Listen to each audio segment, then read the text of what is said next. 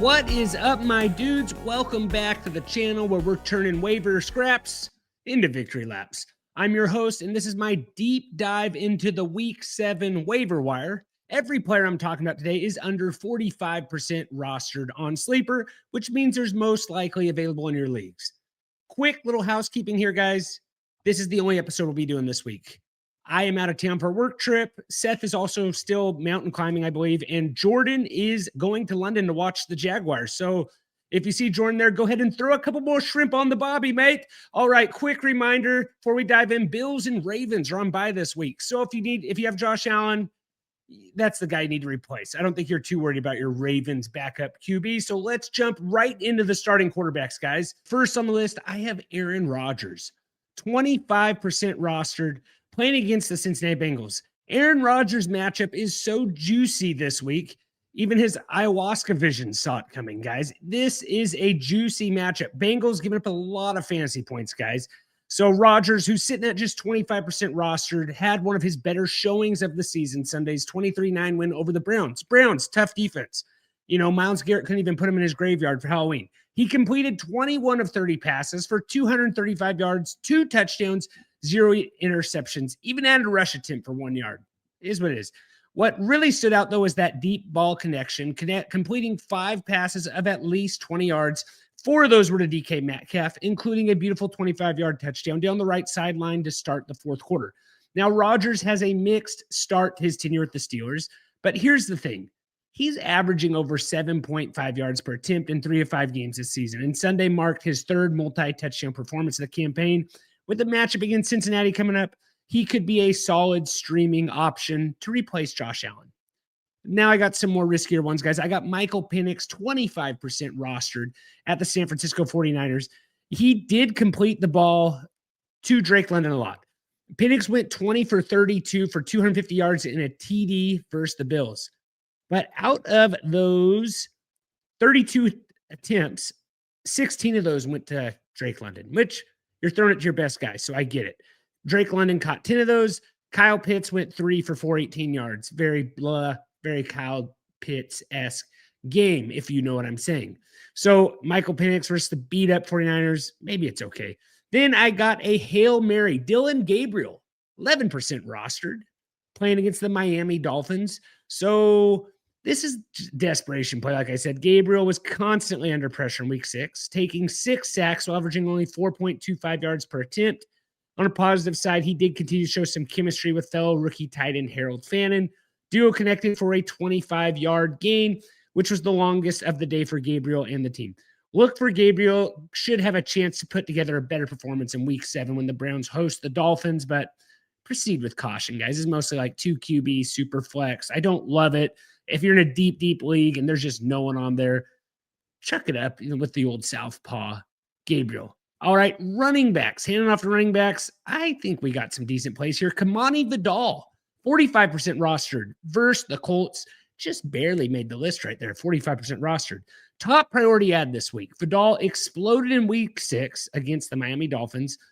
18 carries, 124 yards, 6.89 yards per carry, guys, plus 3 catches for 14 yards and a receiving touchdown.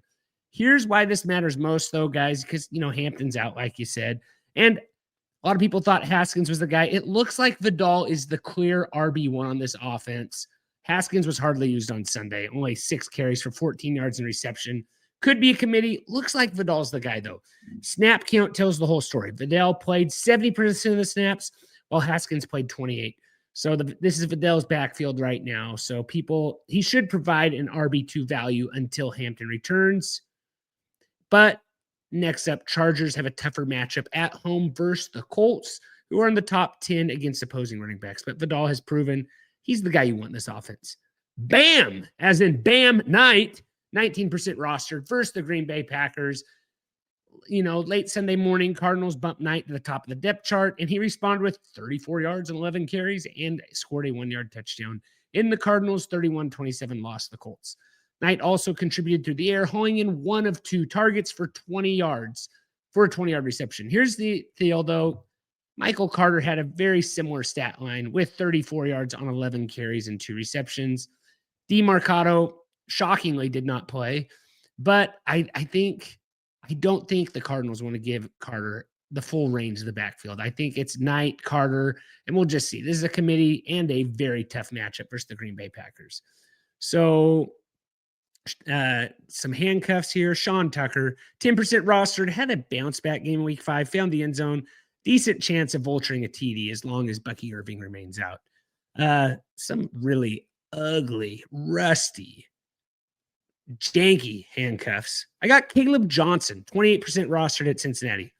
Now, he's 28% rostered heading at Cincinnati. Maybe this is the place where they get him a little bit more. He was only 6% of the snap share, but since he could be a get-right game for him. Warren is the team's clear lead back, but Johnson's seen slightly more opportunities over the past 2 games.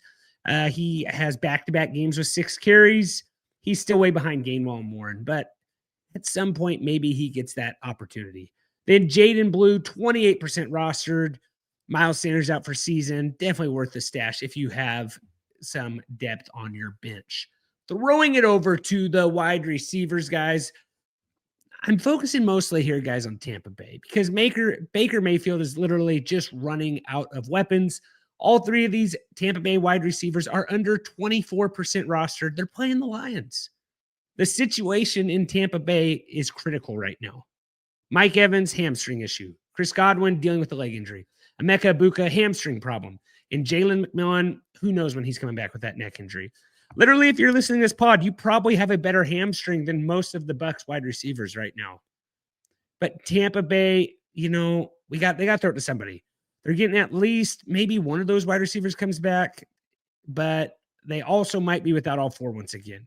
If that's the case, Cameron Johnson, Tez Johnson, no relation, and Sterling Shepard, all below 24% rostered, at least candidates for playing time in this juicy Week 7 matchup against the Lions. Johnson in particular could be an easy waiver add for fantasy managers. Just keep your eye on the injury reports this week because if these guys are out, these are the replacements. So I like Shepard just because he played with Baker in college, I believe, but it's really a dart throw on who Baker's throwing the ball to. He is throwing it around, which all these injuries reminds me. If you have roster spot on your team, add Torrey Horton, especially if you have JSN. Like that's a nice handcuff right there to the Seahawks offense. Horton scored a couple TDs. He's a late flyer, deep Hail Mary pass. But if JSN were to get hurt, Horton is a guy that will fly off the waivers.